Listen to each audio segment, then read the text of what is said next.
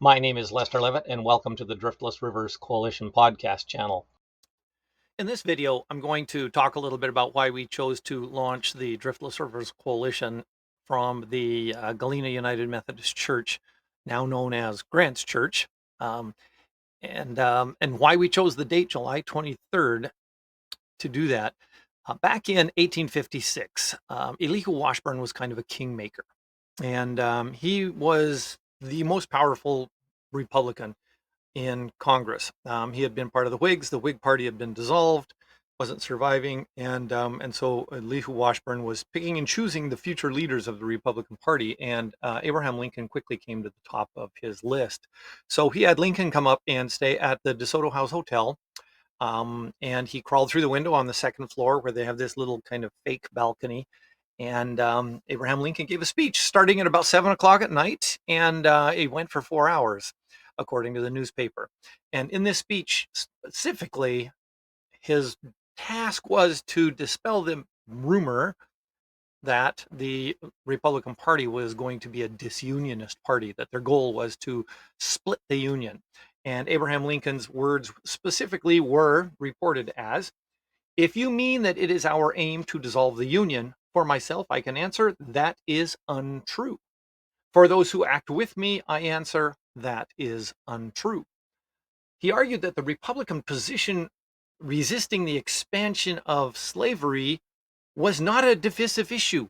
There was unity behind that idea.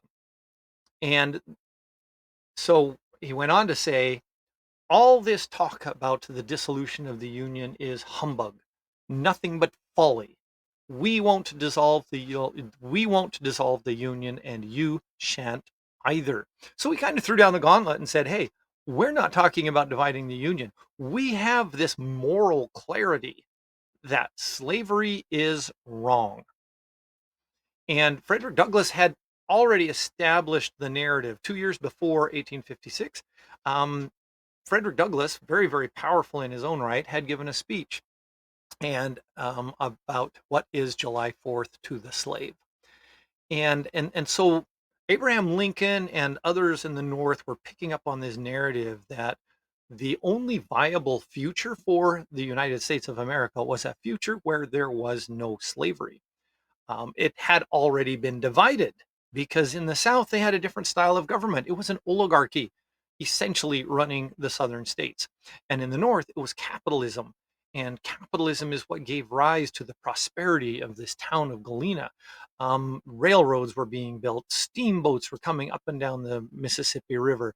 There weren't any trees left on the slopes of the Mississippi River up here because they were building towns and cities so fast. My ancestors came into Nauvoo in the 1850s and built Nauvoo up to a city that was comparable in size to Galena, 15,000 people.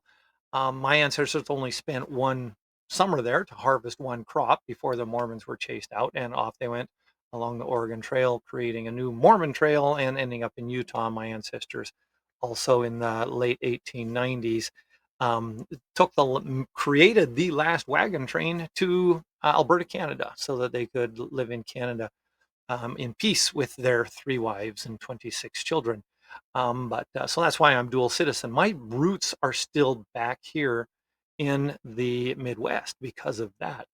But so this period of time where Abraham Lincoln was talking and Frederick Douglass were both talking, the conversation was, for most people, a topic of moral clarity. And the newspaper reported specifically about that speech the following day.